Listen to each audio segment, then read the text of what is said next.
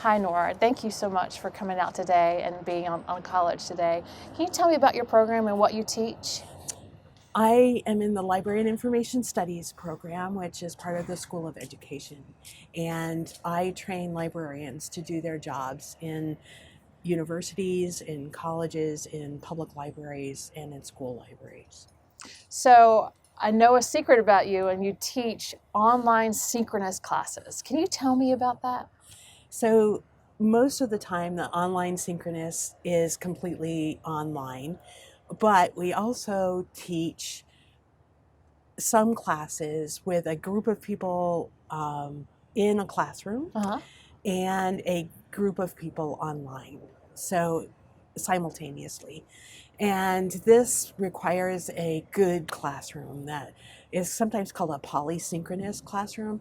What that means is that you have to have big screens in order for the people who are sitting in front of you to be able to interact with the people who are online, because the online interaction is primarily through chat, not because that's the only way it can happen, but because that's the way people choose to interact. So you're getting ready for an in-class session and an online session at the same time. So how do you prepare for that? Well, I guess I don't think of it as a huge challenge.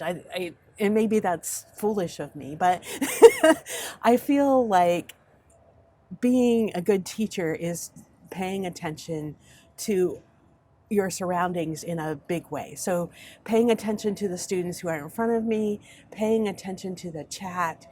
It does require a certain amount of multitasking. Yeah.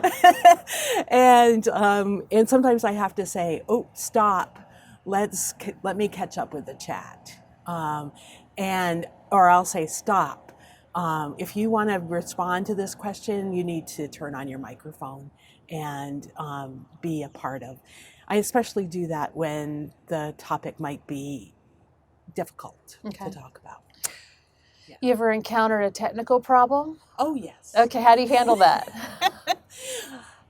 I think the main thing is to represent yourself as human and say, oh, we just had a technical problem. So like I was teaching last night, my computer decided to update in the middle of it and shut me out of the WebEx session. And they were all like, where'd Nora go? Oh, no. When I got back, and I said I couldn't do anything about it. So yes, technical problems happen, but I think if you set yourself up as being, we're in this together, you don't have to be perfect. And I am not going to be perfect. Right. We're just going to get through this. Unlike, sometimes people do professional development online, and, you want to be sort of perfect for that. Yeah. But a classroom is really a living organism, and you need to be able to say, okay, things are going to happen. And right. What are we going to do? We'll just work through it, whatever that is.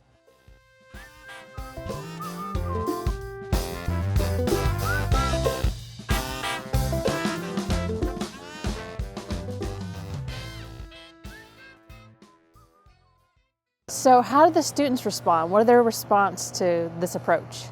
I think they like it, especially the first night. People are like, oh, I'm late. My microphone's not working, and I can tell they're getting really frustrated. And I'll be like, it's okay. We're going to keep doing checks, microphone checks, and I'm going to make sure the recording's on. I'm going to, and we're all going to be in this together. And I tell people, you're the recording monitor. If you don't see the recording on, make sure that I do that. Okay. And I think that approach settles everybody down. They don't have to feel like they're stupid if something goes wrong, because things go wrong for me too. So imagine I'm faculty and I'm thinking about trying this out for the first time. Can you share some best practices with me? One thing is that I've learned over the years is that you try to you want to do things like share your screens so that you can have a more interactive PowerPoint. Okay. And that does open you up to a few more technological gaffes, but I think it's better for the students. They get to see things in a live way. And the other thing is to make sure, just as with any class, kind of the sequence of things that are going to be happening and what you might do to do a correction, midterm correction. Oh, like when you try to set up a breakout session and it doesn't work. Well, we're not going to do a breakout session. And, sometimes you can just do, okay, everybody's going to talk about this topic together. How are we going to do that? So, yeah. That sounds wonderful. Thank you so much for talking to us Sure. today. Sure. Thank you.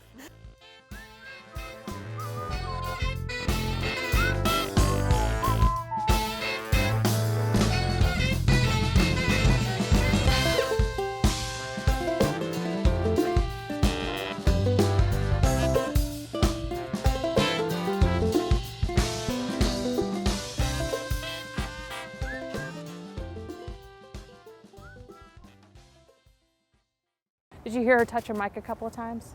No? Maybe you just touched the cable and made me nervous, so. Okay.